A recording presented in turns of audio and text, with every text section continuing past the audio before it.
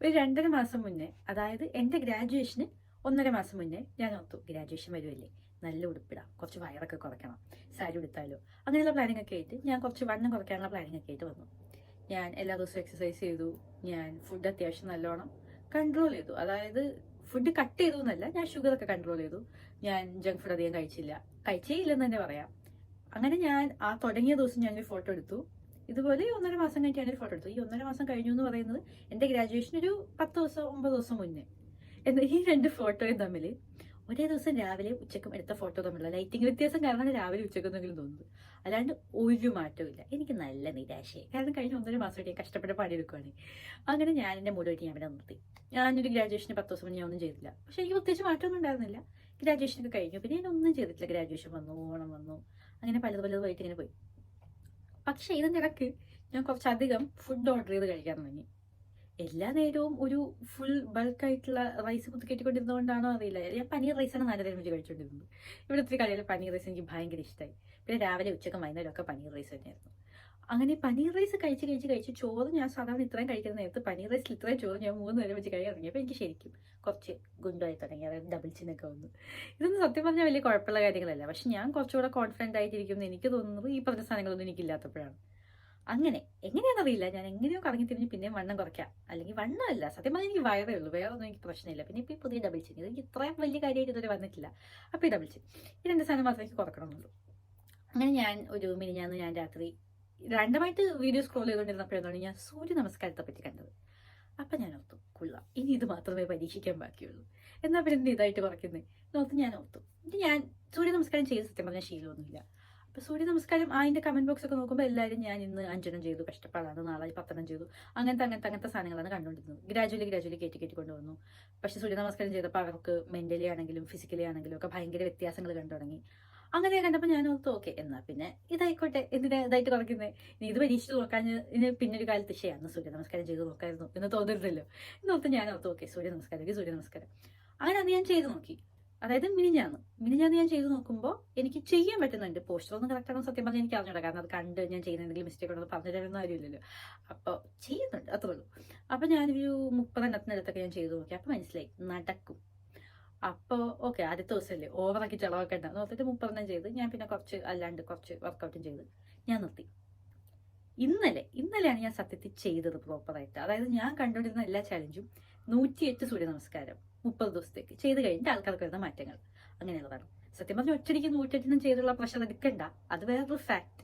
പക്ഷേ ഞാൻ പിന്നെ രണ്ടും കൽപ്പിച്ചായിരുന്നത് കൊണ്ട് 108 എന്നോർത്ത് ഞാൻ ചെയ്തു. അതായത് ഒരു ആദ്യത്തെ 60 സംതിങ് ആയപ്പോഴേക്കും ഞാനൊരു ബ്രേക്ക് എടുത്തു. ഒരു 3-4 മിനിറ്റ് തെരപ്പായി നടന്നു. പിന്നെ വന്ന് ഞാൻ ബാക്കി കംപ്ലീറ്റ് ചെയ്തു. സത്യം പറഞ്ഞാൽ ആദ്യത്തെ ദിവസം ഞാൻ 108 ചെയ്യും, അതായത് പ്രോപ്പറായിട്ട് ചെയ്യാം എന്ന് വിചാരിച്ചു ചെയ്യാൻ വന്നതാണല്ലോ. ചെയ്യുമെന്ന് ഞാൻ വിചാരിച്ചില്ല. അതുകൊണ്ട് തന്നെ ഞാനിത് കംപ്ലീറ്റ് ചെയ്തപ്പോൾ ഞാൻ ഭയങ്കര പ്രൗഡ് ആൻഡ് ഹാപ്പി ആയിരുന്നു. ആ 108 ഫസ്റ്റ് ഡേ തന്നെ കംപ്ലീറ്റ് ചെയ്തല്ലോ എന്ന് പറയുന്ന ഫാക്റ്റിൽ. അപ്പോൾ നമ്മുടെ 2ാമത്തെ ദിവസമാണ് സത്യത്തിൽ. പക്ഷേ ഇന്നലെ ഈ 108 ഭയങ്കര ആവേശത്തിലെത്തുകൊണ്ടായിരിക്കാം നല്ല മേലുവേദനയുണ്ട്. അതുകൊണ്ട് ഇന്ന് 108 തികയ്ക്കുമോ എന്ന് എനിക്കറിയില്ല. പക്ഷെ എന്നാലും ഞാൻ ഹാപ്പി ആയിട്ട് അത് ചെയ്യാനുള്ള സത്യത്തിൽ നിൽക്കുകയാണ്. അങ്ങനെ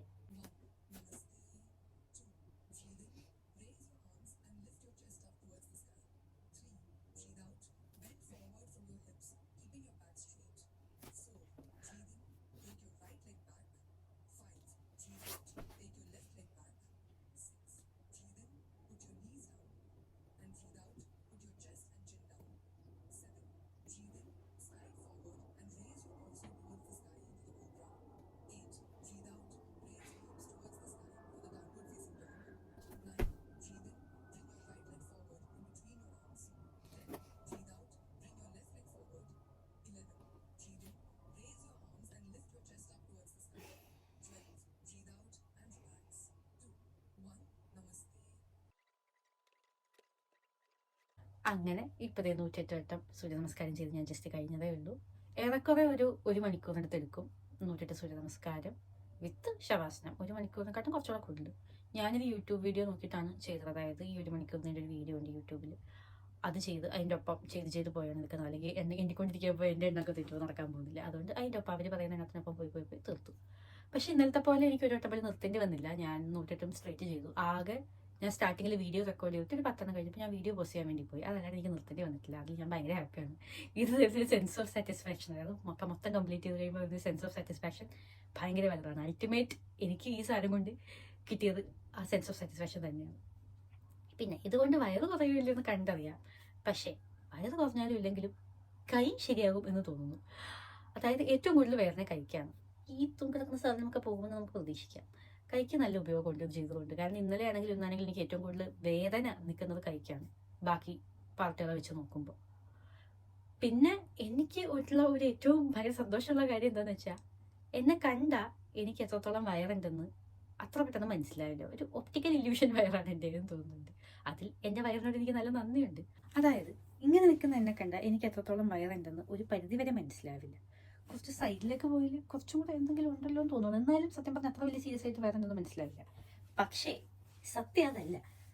സത്യത്തിൽ എനിക്ക് ഇത്രയും വയറുണ്ട്, തൂങ്ങിടക്കുന്ന പോലത്തെ വയറുണ്ട്. അത് കുറയ്ക്കുക എന്ന് പറയുന്നതാണ് നമ്മുടെ ultimate target.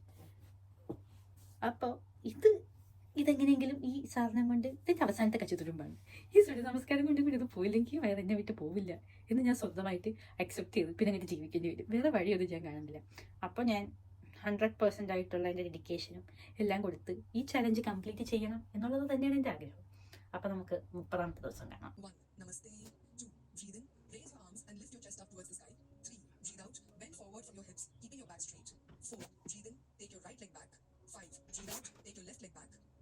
Breathe in, put your knees down, and breathe out, put your chest and chin down.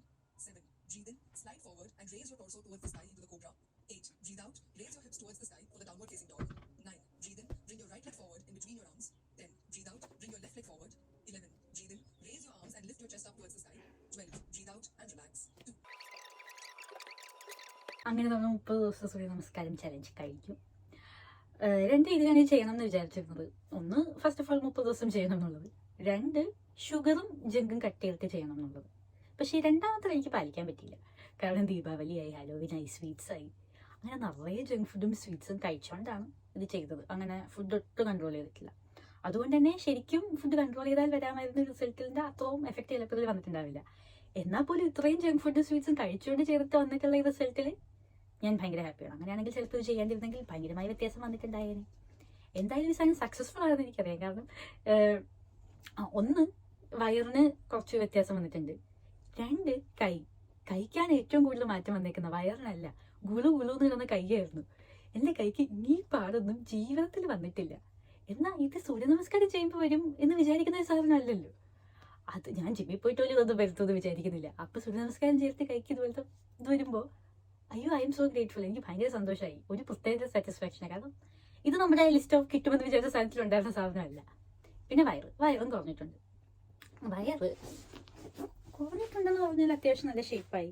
കുറഞ്ഞു എന്ന് പറയുമ്പോൾ ഇപ്പോഴുള്ള വയറ് നമുക്ക് ഹാപ്പിയാകും. എനിക്ക് സൈഡ് ഫാറ്റ് ഉണ്ട്, അത് അത്ര കാര്യമായിട്ട് പോയിട്ടില്ല. പക്ഷെ എന്നാലും ഫ്രണ്ടിലേക്കുള്ള വയറാണ് കുറച്ച് പോയിട്ടുള്ളത്. സൈഡ് ഫാറ്റ് കളയാൻ ഇനി വേറെ എന്തെങ്കിലും പരീക്ഷിക്കേണ്ടി വരും. പക്ഷെ എന്നാൽ പോലും നേരത്തെ ഇരുന്നത് വെച്ച് നോക്കുമ്പോൾ this is A very good shape എന്ന് നമുക്ക് പറയാം. അതും ഇത്രയും തിന്നിട്ട് ഇത് വരുമ്പോൾ this is A really good shape എന്ന് നമുക്ക് പറയാം.